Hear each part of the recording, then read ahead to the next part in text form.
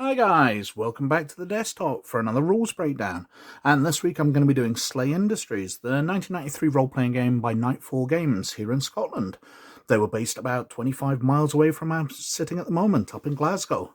But this is the 2000 release by SLA Industries, the logo on the back there, which uses the 1.1 version of the rules, which is basically the same, so there's not really going to be any major changes. Now you can tell this is a Nightfall Games product because the binding is broken and the cover's coming away. I'm afraid Nightfall Games were terrible for their binding. The original releases and the Hogshead ones were absolutely awful. Karma, especially the first big source book for SLA Industries, would just fall apart. But this is an original, so it's falling apart for that authentic feel to the rulebook. And for an example character through this rules breakdown, I'm going to be using this sourcebook, the Cannibal Sector 1 sourcebook, and I'm going to be using the Scav Grunt, because these are basically people in chem suits who survive in the ruins of the Cannibal Sectors, so they've got skills here, so we'll be using those as an example character.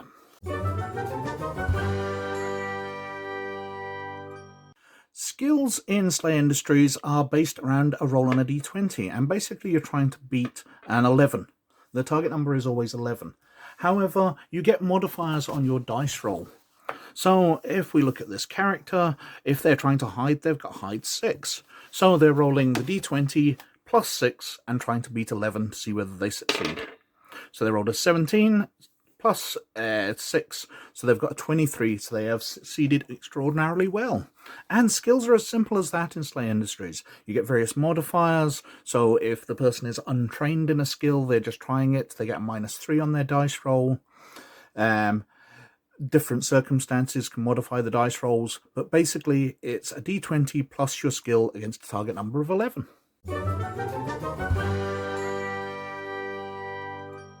Initiative in SLA Industries is based around your dexterity. So if we look at the Scav Grunt here, his dexterity is 14. Now to see what that does, we reach for page 117 in the rulebook. And we see that combat rounds are split into different phases. They're split into 5 phases, and depending on your dexterity, you get a number of actions throughout those phases and which phases you act in. So the Scav with the dexterity of 14 actually goes 5 times, acting in phases 1, 2, 3, 4, and 5. However, if you only had like a dexterity of half of that, so 7, you would only get 3, and it would go in 1, 3, and 5. But depending on what your dexterity is, depends when you act. However, the actions within those phases are also broken down. If we turn over to the turn sequence in the next, we can see that movement is done first, and then ebb abilities go before anything else, missile combat, hand-to-hand, and then bleeding, healing, and non-combat activities go. So, if you're shooting at somebody, then you go before somebody in hand-to-hand combat. If you're using ebb abilities, which are basically the psychic abilities, you go before people who are shooting. And the actions within those are broken down by the stats.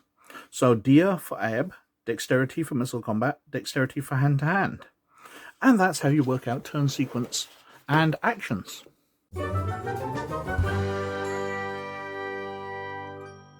Now, combat is based around skill rolls. So if we reach back for our Scav friend out of Cannibal Sector 1, we see that he has various skills here. So he has pistol skill of 6 and rifle skill of 8. So if he's shooting at something, he just rolls his d20 and he's trying to beat a target number of 11. He rolls a 16, and if he's shooting a rifle, then he's got a 24, so he succeeds. The only way this changes is in hand-to-hand combat. So he's got a blade one-handed skill of 6. So if he wanted to devote some of that to defending, then he would take points off that. So let's say he splits his skill in half, and he puts 3 points to defending and 3 points to attack. So he rolls to attack, he rolls a 17, adds 3, gets 20, and hits. However, if he's fighting somebody, they now take 3 off their roll to simulate his defense. So that's how hand-to-hand combat works. You can devote some of your skill to parrying to reduce the other person's roll. But mainly you just add your skill to it and you're trying to beat a target number of 11.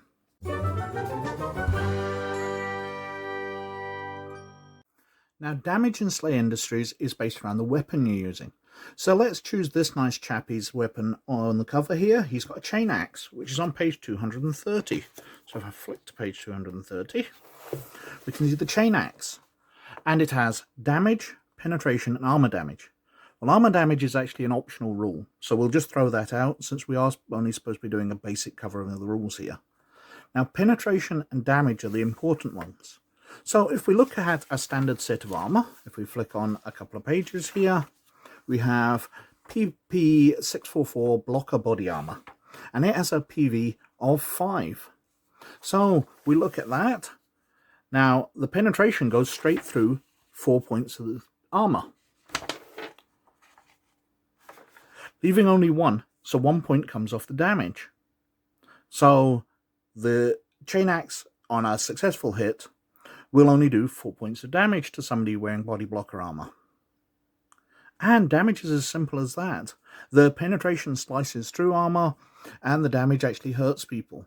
So if the armor is less, then the penetration doesn't really count because it will go straight through. But if you're wearing a very heavy set of armor, here we've got Exo's Stormer Armor PP9 with 9, then the chain axe isn't going to do anything. Now, you would be relying in the armor damage to slowly cut away. But as I said, that's an optional rule, so I'm not going to cover it here. It's also worth noting that every piece of damage done to a character also inflicts a wound. So if we flick back to page 127 for wounds, every time a character is hit, they take a wound. If they receive a wound, they will lose a hit point every 5 rounds after which they were wounded. In the bookkeeping phase, subsequent wounds shorten the time between the loss by 1, and more than 5 wounds causes 1 hit point per round for each wound over 4. For example, Max Shyster, 17 hit points, gets shot in the leg for 3 points, leaving him 14. He also takes 1 wound. Next phase, he gets hit twice for 2 and 6 points. This leaves him with 6 hit points. He also has 3 wounds and is operating a -3 modifier on all activities. In 3 rounds, he will lose another hit point unless he seeks medical aid. So somebody being hurt can bleed out from wounds, receiving 1 no matter how much damage is done. Whether you get 7 hit point damage or you get 1 hit point damage, you get wounded and you will slowly bleed out. Or if you get lots of wounds, you will quickly bleed out.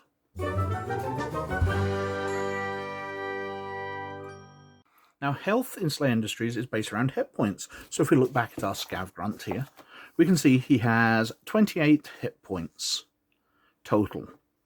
He also has various hit points per location. So if you hit him in a location, you can actually destroy that. So you don't have to go right through all his hit points to kill him. You can slice bits off. And if you do half of the hit points of the location in one attack, then the person has to make a physical roll to try and avoid just collapsing unconscious because of the shock. But basically, you've got the hit points and you're damaging the locations, so you can hack somebody's legs off, you can damage their head and take them down before you get through their hit points.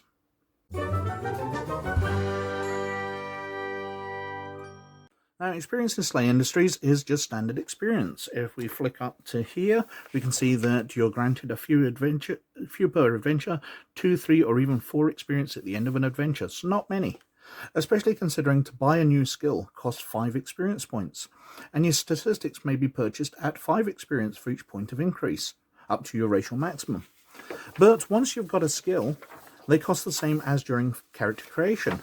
So if we flick on a few pages here, we can see the chart, and basically they cost 1 point per level that you're going to. So if you're buying a skill at 2 from level 1, it costs you 2 experience. If you're buying a skill to 9 from level 8, it costs you 9 experience. And they've helpfully calculated everything out here. So if you've got a skill of 1 and you're wanting to increase it up to 10, you spend 54 experience. And that's the advancement system in SLA Industries.